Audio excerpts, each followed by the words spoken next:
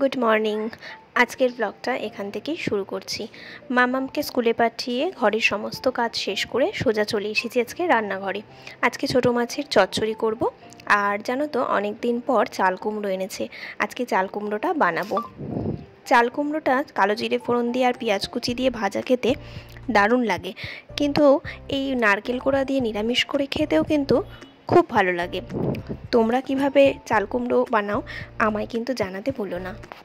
জানো তো একটা সময় না আমি নারকেলের কোনো তরকারি খেতেই পছন্দ করতাম না, কিন্তু এখন নারকেল কোড়া দিয়ে তোমার চিংড়ি মাছ বলো কিংবা নারকেল কোড়া দিয়ে যে কোনো নিরামিষের তরকারি বলো, আমার কিন্তু খেতে দারুণ লাগে। তাছাড়া এই সজনে ডাঁটা ছোটোবেলায় কোনো দিন আমি খাইনি বললেই চলে, কিন্তু এখন দেখো সজনে ডাঁটা দিয়ে কত রকমের প্রিপারেশন বানাই আর নিজেই খাই। মানুষ কত পরিবর্তনশীল, তাই না? যাই হোক, রান্নাবান্না এখন প্রায় শেষ, তাই তাড়াতাড়ি করে চলে এসেছি ওপরে। ছোটো রানী এখন ঠাম্মির সঙ্গে খেলায় ব্যস্ত, তাই ভাবলাম ওপরে এসে আগে বিছানাটা একটু পরিষ্কার করে ঘরটরগুলো একটু ঝেড়ে নিই, কারণ ও আসলে আমি আর সেভাবে করতে পারবো না। আর এই একটা ঘরের মধ্যে এত অত্যাচার করে, যত রাজ্যের খেলা পড়া সব এই বিছানাটার উপরে। দেখো ভালো করে একটু পরিষ্কার করে নিলাম। আচ্ছা, এই প্রকৃতিটার কি হয়েছে বলো তো? খানিক পরপর একটু করে বৃষ্টি হয়, আবার খানিক পরপর রোদের ঝলক দেখা দেয়।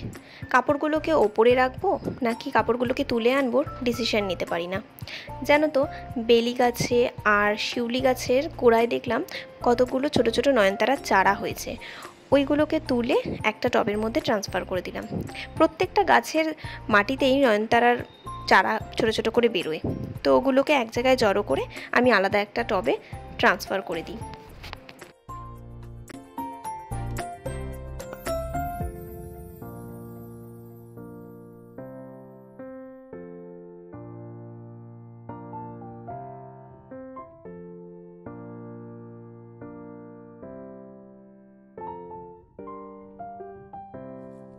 ছোটো রানী ঠাম্মির সঙ্গে খেলা শেষ করে ওপরে চলে এসেছে, তাই ভাবলাম ওকে নিয়ে একটুখানি খেলি।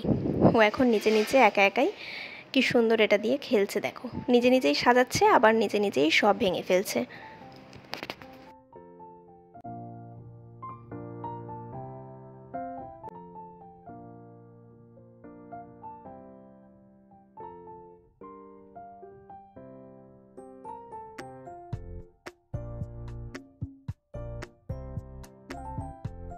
দেখো এখন সন্ধ্যে 6:30 মতো বাজে, আমরা তিনজনেই রেডি হয়ে নিয়েছি একজনের বাড়ি যাব বলে। আসলে আমাদেরকে গতকালই বলে গিয়েছিল যে বাচ্চা দুটোকে রেডি করে রাখতে।